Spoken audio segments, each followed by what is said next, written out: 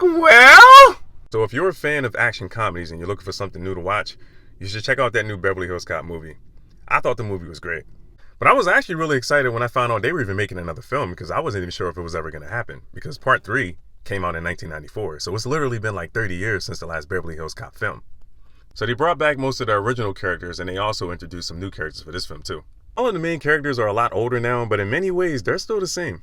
One of the things I thought was cool about this film was Axel still being Axel. If you go back and watch Beverly Hills Cop Part 1, you'll notice that Axel was still living in the same apartment building. Like, yes, he's still driving the same beat-up blue Chevy Nova that he was driving 30 years ago.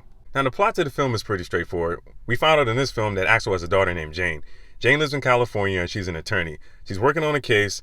Axel finds out through Billy that she's in trouble. He hops on a plane, flies all the way to Beverly Hills, and teams up with some of his old friends, and then also he teams up with Jane's ex-boyfriend, who also happens to be a cop. Now, if you're a fan of the Beverly Hills Cop films, I'm sure you probably already noticed this. I liked how the director in this film recreated scenes from the previous films. And I'm pretty sure everyone who's seen the film by now noticed that Christopher McDonald, aka Shooter McGavin, was in this new Beverly Hills Cop film. Shooter from the Happy Gilmore films with Adam Sandler.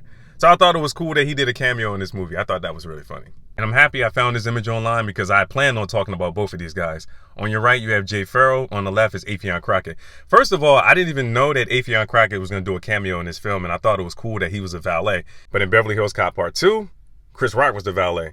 Chris Rock was a valet at the Playboy Mansion. Axel pulls up in a cement truck, and he's like, "What the F is this?" And he's like, "All right, well, here's $50. Put it next to a limo." I also thought that Jay Farrell should have been in this film. Like, if Axel Foley had a son, I thought that he would be the perfect Axel Foley Jr. and keep this Beverly Hills Cop thing going. He would have been perfect to be Axel Foley Jr. if Axel had a son. If you go back and watch Beverly Hills Cop Part 1, you'll notice that Damon Wayans did a cameo appearance in this film. And he was also the person that handed Axel the handful of bananas. And I'm sure you heard what Axel did with those bananas. But yeah, I always thought it was cool how they inserted like comics in the Beverly Hills Cop films. And back then, Damon Wayans and Chris Rock, I mean, this was like at the beginning of their career. They were still up and coming. Another character that I always enjoyed watching in the previous Beverly Hills Cop films was Axel's boss, Inspector Todd. Man, he was funny as hell. He was funny. He was a great actor. Well, obviously they couldn't bring his character back because he gets killed in Part 3. But what I thought is they never really gave any background as far as like, because I knew he was married, he had a wife, but they never said if he had any children. Maybe they could have introduced kids in this film or something like that. Maybe he had like a son or a daughter and they could have put him in this film. So now we know that Axel has a daughter, right? But they never once said who her mother was, but I have an idea who her mother should be. Now, if you remember seeing Beverly Hills Cop 3, I thought that Eddie Murphy and Teresa Randall had perfect chemistry. And I thought maybe at some point, those two characters will get married, they'll settle down, they'll have children, they'll have a son and a daughter, you know what I mean? Or maybe a son. So I don't know her situation, but I think Teresa Randall would be perfect to play Jane's mother in Part 5. I read online that Beverly Hills Cop Part 5 is already in the works, so I'm thinking you guys need to give Teresa Randall a call because she would fit she needs to be Jane's mother. She would fit that role perfectly. So you guys need to give her a call when y'all start making this film because yeah, I couldn't see anybody else playing her mom.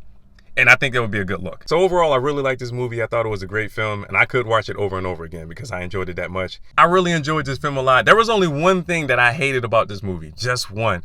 And the one thing is the laugh. We didn't get to laugh the whole movie. And it's weird because I didn't notice until the movie was over, and I was like, wait a minute. I said, he didn't laugh the whole movie. And if you go back and watch this movie, he was roasting and cracking jokes and he was just saying funny shit the whole movie, but he never did the laugh. The whole film, he's roasting people, and he never did the laugh, not once. And I read somewhere online, I saw some people talking online, they were saying he intentionally stopped doing the laugh because he felt like people were laughing at him and not laughing with him. And I was like, dude, come on, Ed. No, we love to laugh. Like when I listen to Eddie Murphy laugh, like Eddie Murphy has a very unique laugh. It's nothing I've ever heard. I've never heard anyone laugh like that before. It's kind of like Tommy on Martin. If you watch Martin back in the 90s and you remember Tommy's character on Martin, you know how Tommy just had that different laugh. It was just different. It was very unique. And every time I would hear him laugh, it would make me laugh. That's how I feel about Eddie Murphy's laugh. So when he didn't do it, I was disappointed. I was very disappointed not to hear the laugh because that's just associated with the Axel Foley character. And, Ed, when you do Beverly Hills Cop 5, make sure you bring the laugh back because we all missed the laugh in this film. I think that was the main thing that I heard people complaining about the most, and that was the thing that I was disappointed in that too. I was like, yeah, man, we need the laugh. Well.